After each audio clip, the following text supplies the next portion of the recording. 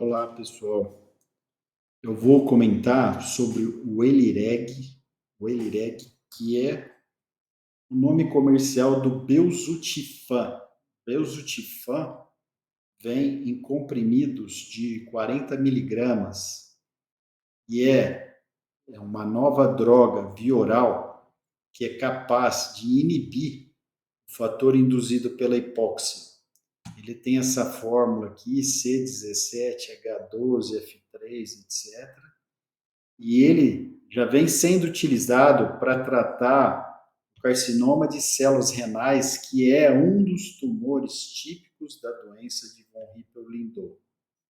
Então, além do carcinoma de células renais, o que interessa para o oftalmologista é um tumor chamado hemangioblastoma, o antigo hemangioma capilar da retina, muito típico de pacientes com a doença de von Hippel-Lindau. E como que funciona, então, a gênese do tumor nessa doença, na doença de von Hippel? A doença de von Hippel, você tem uma proteína de von Hippel-Lindau ineficiente, né, modificada. Então, normalmente, essa proteína, ela ubiquitina o fator induzido pela hipóxia. Quando ela ubiquitina esse fator induzível pela hipóxia 2-alfa, ela rotula ele para degradação e ele é degradado. Se você tem uma proteína de von Hippel que está modificada, ela não consegue rotular esse fator para que ele seja degradado, ela não consegue ubiquitinar esse fator. E então, os genes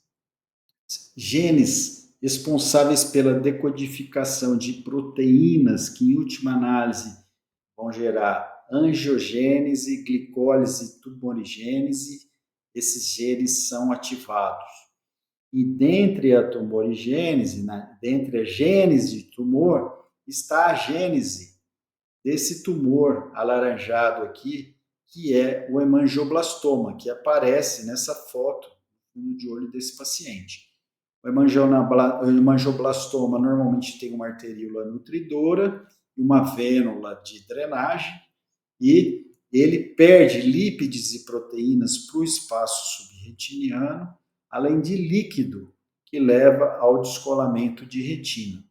As complicações desse tumor no fundo de olho podem, então, levar à cegueira desses pacientes com a doença de von Hippel-Lindau. E, pela primeira vez, nós temos um fator, uma droga que pode inibir esse fator HIF-2-alfa, o fator induzido pela hipóxia 2-alfa. Então, essa droga, o Belzutifan, ela atua como se fosse uma proteína normal de von Hippel. E ela inibe esse fator, e esse fator deixa de estimular os genes que vão decodificar proteínas responsáveis pelo crescimento de tumores. E esses tumores, inclusive o hemangioblastoma da retina, podem regredir, como já foi verificado por esse grupo de Nova York. O autor do trabalho é o Joseph Grimes, e ele publicou no Retina Case and Brief Report a diminuição de 2 tumores, de 2 hemangioblastomas, com o uso do Belzutifan durante 30 meses. A primeira lesão, que era justa papilar, reduziu de 1,3 para 0,7 milímetros.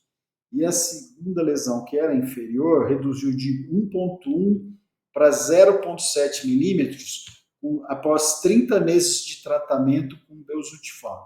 Essa aqui, então, é a lesão número 2. Notem a foto antes do tratamento, a lesão aqui, o hemangioblastoma temporal inferior, e a lesão depois de 30 meses de tratamento apenas com o comprimido, apenas com a droga via oral.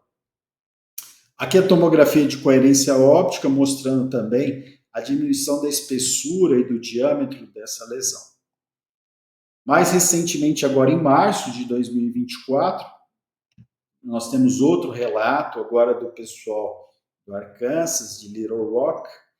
O autor é o Carson Erkenbreck, e ele publicou no American Journal of Ophthalmology and Case Reports 3 casos em que houve a redução dos hemangioblastomas tratados com belzutifan. Nesse caso aqui, por exemplo, na figura B, a hemangioblastoma tinha 2,7 milímetros quadrados e ele reduziu para 1,9 milímetros quadrados.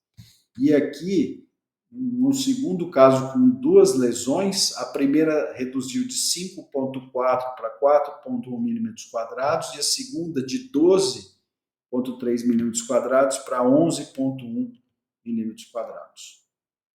E aqui um outro caso. Nesse caso, ele, nos primeiros meses, né, de dezembro de 2021 até junho de 2022, ele usou só a droga e ela reduziu 1 milímetro quadrado, de 2,1 para 1,1. E depois ele utilizou a fotocoagulação a laser por 2 vezes e aí houve redução ainda maior, sendo que a área da lesão ficou restrita a 0,3 milímetros quadrados. A dose do belzutifan recomendada é 120 miligramas uma vez por dia. Seriam 3 comprimidos uma vez por dia, 3 comprimidos de 40 miligramas. No entanto, essa droga possui importantes efeitos colaterais. O principal é a anemia, seguida da azoospermia, né? E ele também essa droga não deve ser usada durante a gestação. Ela pode inibir o efeito de anticoncepcionais orais e ela pode causar principalmente uma fadiga muito importante e aumento dos níveis de glicose do sangue, além de náuseas. Mas, infelizmente, o principal efeito colateral dessa droga é o preço. Ela custa um frasco com 90 comprimidos, que são suficientes para um mês de tratamento, custa R$128 mil. Então, trata-se de uma droga interessante, ela é uma droga promissora para o controle desse tumor da retina, dos hemangioblastomas. Infelizmente, possui importantes efeitos colaterais como anemia e fadiga intensa. E, infelizmente, ela é economicamente inviável no momento com esse preço para o Sistema Único de Saúde brasileiro. Eu agradeço a atenção de vocês, muito obrigado e espero que aproveitem o conteúdo do nosso canal.